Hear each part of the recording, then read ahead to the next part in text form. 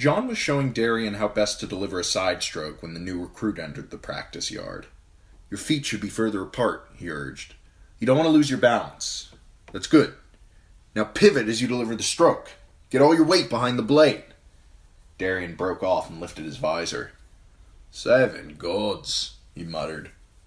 "Would you look at this, John?" John turned. Through the eye slit of his helm, he beheld the fattest boy he had ever seen standing in the door of the armory. By the look of him, he must have weighed 20 stone. The fur collar of his embroidered surcoat was lost beneath his chins. Pale eyes moved nervously in a great round moon of a face, and plump, sweaty fingers wiped themselves on the velvet of his doublet. They told me I was to come here for training," he said to no one in particular. "A lordling," Pip observed to John. "Southron, most like, near AGOT." Pip had traveled the 7 kingdoms with a mummer's troop, and bragged that he could tell what you were and where you'd been born just from the sound of your voice. A striding huntsman had been worked in scarlet thread upon the breast of the fat boy's fur-trimmed surcoat. John did not recognize the sigil. Sir Alistair Thorne looked over his new charge and said, "It would seem they have run out of poachers and thieves down south. Now they send us pigs to man the wall. Is fur and velvet your notion of armour, my lord of Ham?" It was soon revealed that the new recruit had brought his own armour with him. Padded doublet, boiled leather, mail and plate and helm, even a great wooden leather shield emblazoned with the same striding huntsman he wore on his surcoat. As none of it was black, however, Sir Alistair insisted that he re-equip himself from the armory. That took half the morning. His girth required Donal Noy to take apart a mail hauberk and refit it with leather panels at the sides. To get a helm over his head, the armorer had to detach the visor. His leathers bound so tightly around his legs and under his arms that he could scarcely move. Dressed for battle, the new boy looked like an overcooked sausage about to burst its skin. "Let us hope you are not as inept as you look," Sir Alistair said. "Halder, see what Sir Piggy can do." Jon Snow winced. Halder had been born in a quarry and apprenticed as a stonemason. He was 16, tall and muscular, and his blows were as hard as any Jon had ever felt. "This will be uglier than a whore's ass," Pip muttered, and it was. The fight lasted less than a minute before the fat boy was on the ground, his whole body shaking as blood leaked through his shattered helm and between his pudgy fingers. "I yield!" he shrilled. "No more!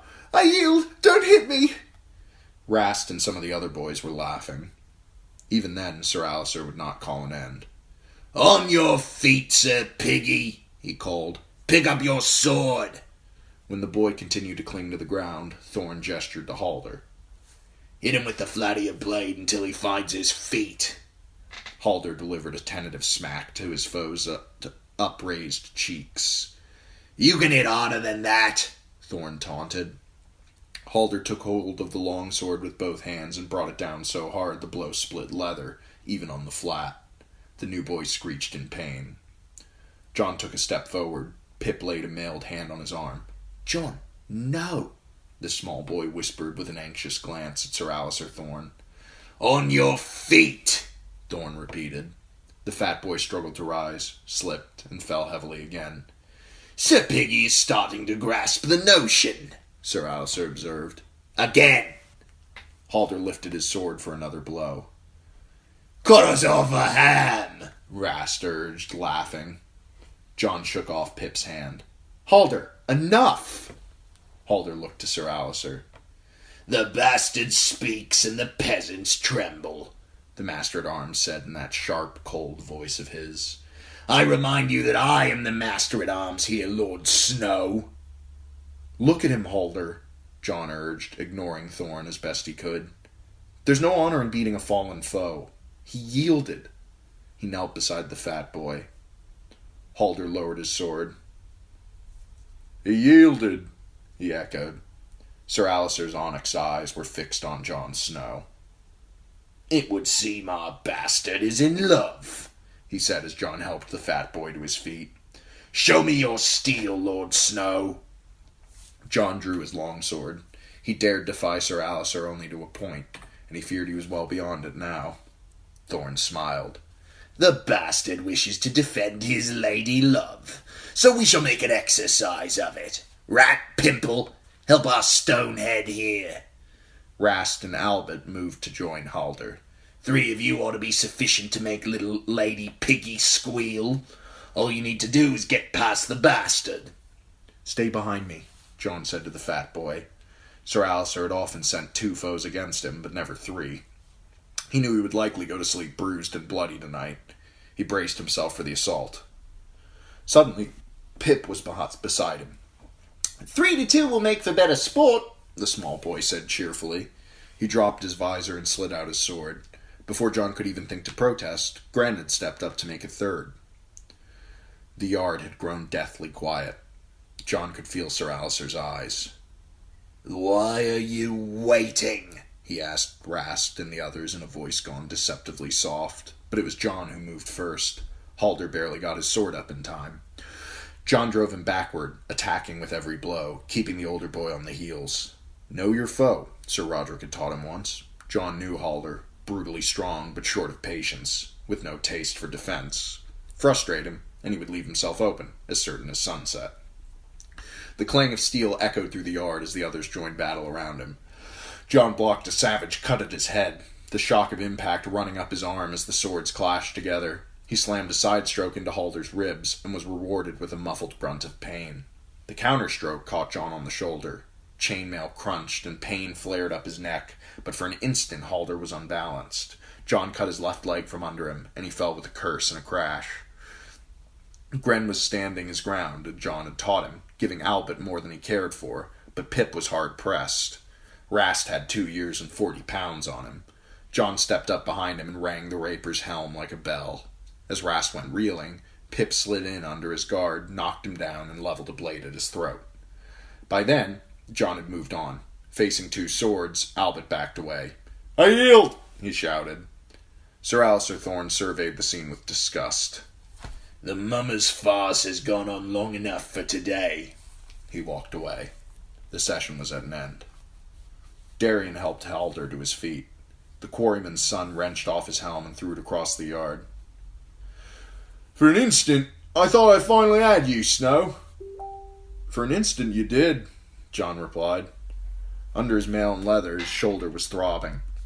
He sheathed his sword and tried to remove his helm, but when he raised his arm, the pain made him grit his teeth. "Let me," a voice said. Thick-fingered hands unfastened helm from gorget and lifted it off gently. "Did he hurt you?"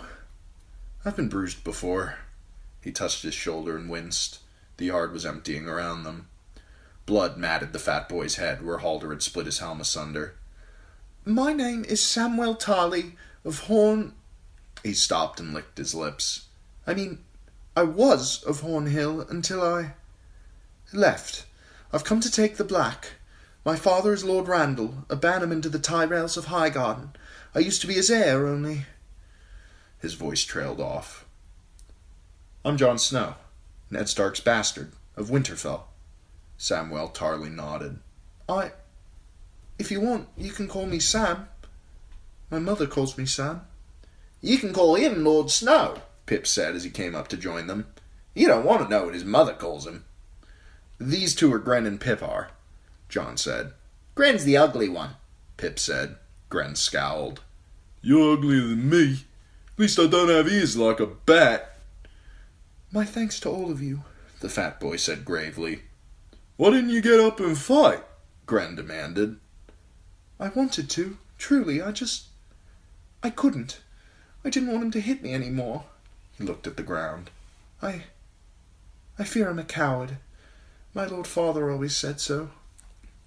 Gren looked thunderstruck. Even Pip had no words to say to that, and Pip had words for everything. What sort of man would proclaim himself a coward? Samuel Tarley must have read their thoughts on their faces. His eyes met John's and darted away, quick as a frightened animal's. I'm sorry," he said. "I don't mean to be like I am." He walked heavily forward toward the armory. John called after him. "You were hurt," he said. "Tomorrow you'll do better." Sam looked mournfully back over one shoulder. "No, I won't," he said, blinking back tears. "I never do better." When he was gone, Gren frowned. "Nobody likes cravens," he said uncomfortably. "I wish we hadn't helped him. What if they think we're craven too?" "You're too stupid to be craven," Pip told him. "I am not," Gren said. "Yes, you are. If a bear attacked you in the woods, you'd be too stupid to run away." "I would not," Gren insisted. "I'd run away faster than you." He stopped suddenly, scowling when he saw Pip's grin and realized what he'd just said. His thick neck flushed a dark red. John left them there arguing as he returned to the armory, hung up his sword, and stripped off his battered armor. Life at Castle Black followed certain patterns. The mornings were for swordplay, the afternoons for work. The Black brothers set new recruits to many different tasks, to learn where their skills lay. John cherished the rare afternoons when he was sent out with Ghost ranging at his side to bring back game for the Lord Commander's table, but for every day spent hunting, he gave a dozen to Donald Noy in the armory, spinning the whetstone while the one-armed smith sharpened axes grown dull from use, or pumping the bellows as Noy hammered out a new sword. Other times he ran messages, stood at guard, mucked out stables, fletched arrows, assisted Maester Aemon with his birds, or Bowen Marsham with his counts and inventories. That afternoon, the watch commander sent him to the winch cage with 4 barrels of fresh crushed stone to scatter gravel over the icy footpaths atop the wall. It was lonely and boring work, even with Ghost along for company, but John found he did not mind. On a clear day, you could see half the world from the top of the wall, and the air was always cold and bracing. He could think here, and he found himself thinking of Samwell Tarly, and oddly of Tyrion Lannister. He wondered what Tyrion would have made of the fat boy. Most men would rather deny a hard truth than face it, the dwarf had told him, grinning. The world was full of cravens who pretended to be heroes. It took a queer sort of courage to admit to cowardice as Samwell Tarly had. His sore shoulder made the work go slowly. It was late afternoon before John finished graveling the paths. He lingered on high to watch the sun go down, turning the western sky the color of blood. Finally, as dusk was settling over the north, John rolled the empty barrels back into the cage and signaled the winchmen to lower him. The evening meal was almost done by the time he and Ghost reached the common hall. A group of the Black brothers were dicing over mulled wine near the fire. His friends were at the bench nearest the west hall, laughing. Pip was in the middle of a story. The mummer's boy with the big ears was a born liar with 100 different voices, and he did not tell his tales so much as live them, playing all the parts as needed. A king one moment, and a swineherd the next. When he turned into an alehouse girl or a virgin princess, he used a high falsetto voice that reduced them all to tears of helpless laughter. And his eunuchs were always eerily accurate caricatures of Sir Alistair. John took as much pleasure from Pip's antics as anyone, yet that night he turned away and went instead to the end of the bench, where Samwell Tarly sat alone, as far from the others as he could get.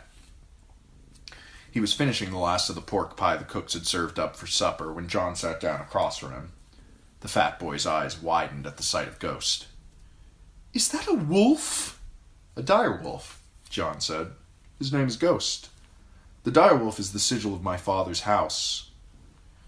"Ours is a striding huntsman," Samwell Tarly said. "Do you like to hunt?" The fat boy shuddered. "I hate it." He looked as though he was going to cry again. "What's wrong now?" John asked him. "Why are you always so frightened?" Sam stared at the last of his pork pie and gave a feeble shake of his head, too scared even to talk. A burst of laughter filled the hall. John heard Pip squeaking in a high voice. He said, "Let's go outside." The round, fat face looked up at him, suspicious. "Why? What will we do outside?" "Talk," John said. "Have you seen the wall?" "I'm fat, not blind," Samwell Tarly said. "Of course I saw it. It's 700 feet high." Yet he stood up all the same, wrapped a fur-lined cloak over his shoulders, and followed John from the common hall, still wary, as if he suspected some cruel trick was waiting for him in the night. Ghost padded along beside them. "I never thought it would be like this," Sam said as they walked, his words steaming in the cold air. Already he was huffing and puffing as he tried to keep up. "All the buildings are falling down, and it's so... Cold?" A hard frost was settling over the castle, and John could hear the soft crunch of grey weeds beneath his boots. Sam nodded miserably. "I hate the cold," he said. "Last night I woke up in the dark, and the fire had gone out. and I was certain I was going to freeze to death by morning. It must have been warmer where you were from.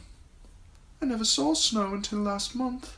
We were crossing the Barrowlands, me and the men my father sent to see me north, and this white stuff began to fall, like a soft rain. At first I thought it was so beautiful, like feathers drifting from the sky, but it kept on and on until I was frozen to the bone. The men had crusts of snow in their beards and more on their shoulders, and still it kept coming. I was afraid it would never end. John smiled. The wall loomed before them, glimmering palely in the light of the half-moon. In the sky above, the stars burned clear and sharp. Are they going to make me go up there? Sam asked. His face curdled like old milk as he looked at the great wooden stairs. I'll die if I have to climb that. There's a winch, John said, pointing. They can draw you up in a cage. Samuel Tarley sniffled. I don't like high places. It was too much. John frowned, incredulous. Are you afraid of everything? He asked. I don't understand. If you're truly so craven, why are you here? Why would a coward want to join the Night's Watch? Samuel Tarley looked at him for a long moment, and his round face seemed to cave in on itself. He sat down on the frost-covered ground and began to cry, huge choking sobs that made his whole body shake. Jon Snow could only stand and watch. Like the snowfall in the Barrowlands, it seemed the tears would never end. It was Ghost who knew what to do. Silent as shadow, the pale direwolf moved closer and began to lick the warm tears off Samuel Tarley's face. The fat boy cried out, startled, and somehow, in a heartbeat, his sobs turned to laughter. Jon Snow laughed with him. Afterward, they sat on the frozen ground, huddled in their cloaks with Ghost between them. John told the story of how he and Rob had found the pups newborn in the late summer snows. It seemed 1,000 years ago now. Before long, he found himself talking of Winterfell. Sometimes I dream about it, he said. I'm walking down this long, empty hall. My voice echoes all around, but no one answers, so I walk faster, opening doors, shouting names. I don't even know who I'm looking for. Most nights it's my father, but sometimes it's Rob instead, or my little sister Arya, or my uncle. The thought of Benjen Stark saddened him. His uncle was still missing. The old bear had sent out rangers in search of him. Sir Jeremy Riker had led 2 sweeps, and Corrin Halfhand had gone forth from the Shadow Tower, but they'd found nothing aside from a few blazes in the trees that his uncle had left to mark his way. In the stony highlands to the northwest, the map stopped abruptly and all trace of Ben Stark vanished. Do you ever find anyone in your dreams? Sam asked. John shook his head. No one. The castle is always empty. He had never told anyone of the dream, and he did not understand why he was telling Sam now. Yet somehow it felt good to talk of it. Even the ravens are gone from the rookery, and the stables are full of bones. That always scares me. I start to run then, throwing open doors, climbing the tower 3 steps at a time, screaming for someone, for anyone. And then I find myself in front of the door to the crypts. It's black inside, and I can see the steps spiraling down. Somehow I know I have to go down there, but I don't want to. I'm afraid of what might be waiting for me. The old kings of winter are down there, sitting on their thrones with stone wolves at their feet and iron swords across their laps, but it's not them I'm afraid of. I scream that I'm not a Stark, that this isn't my place, but it's no good. I have to go anyway, so I start down, feeling the walls as I descend, with no torch to light the way. It gets darker and darker until I want to scream. He stopped, frowning, embarrassed. That's when I always wake. His skin was cold and clammy, shivering in the darkness of his cell. Ghost would leap up beside him, his warmth as comforting as daybreak. He would go back to sleep with his face pressed into the direwolf's shaggy white fur. Do you dream of Horn Hill? John asked. No. Sam's mouth grew tight and hard. I hated it there. He scratched Ghost behind the ear, brooding, and John let the silence breathe. After a long while, Samwell Tarley began to talk, and Jon Snow listened quietly and learned how it was that a self-confessed coward found himself on the wall. The Tarleys were a family old in honor, bannermen to Mace Tyrell, Lord of Highgarden and Warden of the South. The eldest son of Lord Randall Tarley, Samwell was born heir to rich lands, a strong keep, and a storied two-handed greatsword named Heartsbane, forged of Valyrian steel and passed down from father to son near 500 years. Whatever pride his father might have felt at Samwell's birth vanished as the boy grew up plump, soft, and awkward. Sam loved to listen to music and make his own songs, to wear soft velvets, to play in the castle kitchen beside the cooks, drinking in the rich smells as he snitched lemon cakes and blueberry tarts. His passions were books and kittens and dancing, clumsy as he was. But he grew ill at the sight of blood, and wept to see even a chicken slaughtered. A dozen masters-at-arms came and went at Horn Hill, trying to turn Samwell into the knight his father wanted. The boy was cursed and caned, slapped and starved. One man had him sleep in his chainmail to make him more martial. Another dressed him in his mother's clothing and paraded him through the bailey to shame him into valor. He only grew fatter and more frightened, until Lord Randall's disappointment turned to anger, and then to loathing. One time, Sam confided, his voice dropping from a whisper, 2 men came to the castle, warlocks from Carth with white skin and blue lips. They slaughtered a bull oryx and made me bathe in the hot blood. But it didn't make me brave as they'd promised. I got sick and wretched. Father had them scourged. Finally, after 3 girls in as many years, Lady Tarley gave her lord husband a second son. From that day, Lord Tarley ignored Sam, devoting all of his time to the younger boy, a fierce, robust child more to his liking. Sam had known several years of sweet peace with his music and his books. Until the dawn of his 15th name day, when he had been awakened to find his horse saddled and ready. 3 men-at-arms had escorted him into a wood near Horn Hill, where his father was skinning a deer. "You are almost a man grown now in my heir," Lord Randall Tarley had told his eldest son, his long knife laying bare the carcass as he spoke.